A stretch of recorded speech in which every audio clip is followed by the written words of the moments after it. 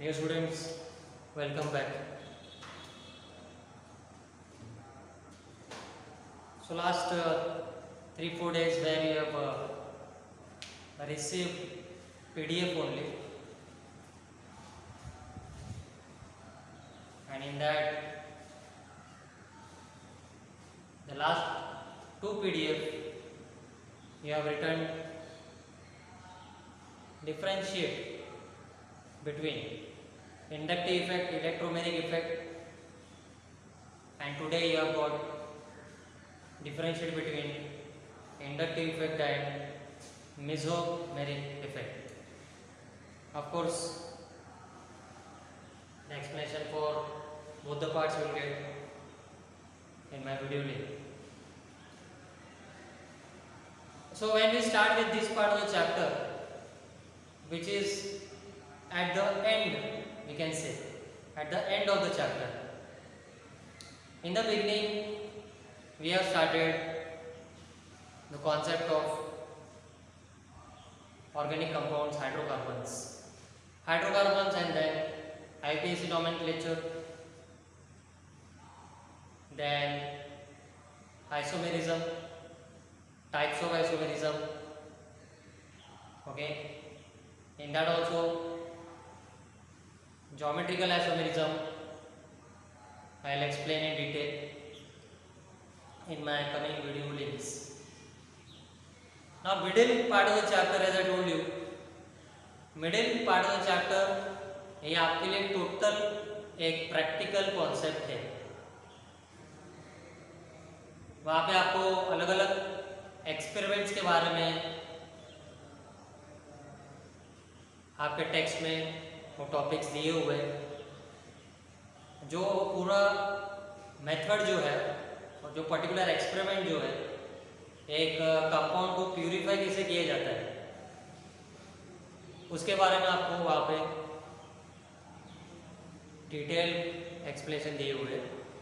अलग अलग मेथड से क्रिस्टलाइजेशन, डिस्टिलेशन, सब्लिमेशन, तो ये सब प्रैक्टिकल कॉन्सेप्ट है. इसलिए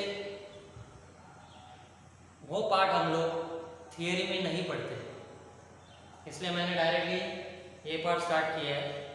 आपको भी आपके टेक्स्ट बुक में मिलेगा. ओके, पेज नंबर आपको मैं सेंड करता हूँ चाहिए तो.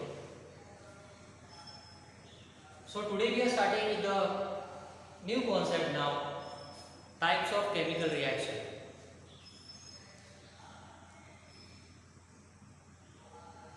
बिफोर स्टार्टिंग दिस कॉन्सेप्ट कि केमिकल रिएक्शन के टाइप्स के,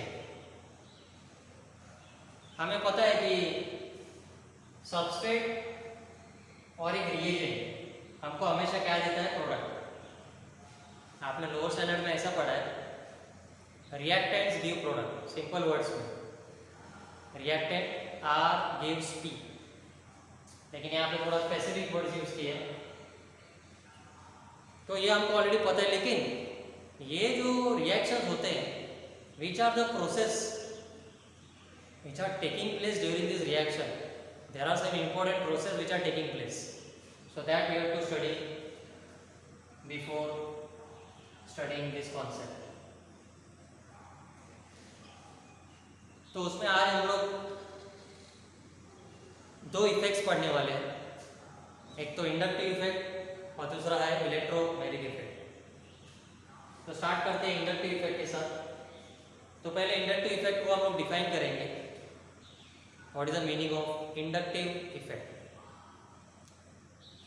Now it is a phenomena in which there is a complete displacement of sigma electrons.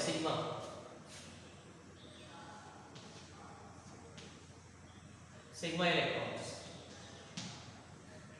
Okay, so it is a phenomena in which there is a displacement of sigma electrons along the saturated carbon chain. Saturated मतलब carbon carbon के बीच में single single covalent bonds रहेंगे, उसको बोलते हैं saturated carbon chain. So displacement of sigma electrons along saturated carbon chain resulting in the development of positive and negative charge in that molecule is called inductive effect. तो definition है, लेकिन inductive effect के ही दो types है, जो ज़्यादा important है. First है minus I effect. Now what is minus I effect? Look at this diagram here. This is a saturated carbon chain and we have one halogen atom attached to it. Halogen atom, or you just keep in mind one electronegative atom. अगर ये electronegative atom है तो ये क्या करेगा? ये जो electrons present है ये बॉन्ड्स में, one bond means two electrons, तो ये इलेक्ट्रोनेगेटिव मतलब ये इलेक्ट्रॉन्स को अपने तरफ खींचने का कोशिश करेगा और धीरे धीरे अट्रैक्ट भी कर लेगा. अगर इलेक्ट्रॉन्स अपनी तरफ वो खींच रहे हैं, so we already know electrons are negatively charge, तो ये एटम के ऊपर नेगेटिव चार्ज डेवलप होगा और रिमेनिंग कार्बन चेन में जितने भी कार्बन हैं उनके ऊपर ऑटोमेटिकली पॉजिटिव चार्ज डेवलप होगा. अब ये माइनस आई इफेक्ट क्यों है? तो माइनस आई इफेक्ट हमको तभी दिखेगा जब ये एटम जो यहाँ पे सैचुरेटेड कार्बन चेन को अटैच्ड है वो एक इलेक्ट्रॉन विड्रॉइंग ग्रुप है. इलेक्ट्रॉन विड्रॉइंग मतलब electron attracting group, EWG, electron withdrawing group. ये देखो example, NO2 group, CN group, halogen group, these are all electron withdrawing groups. Okay, तो this is minus I effect. Plus I effect में exactly opposite. अब ये saturated carbon chain को एक ऐसा atom attached है जो इलेक्ट्रोपॉजिटिव है,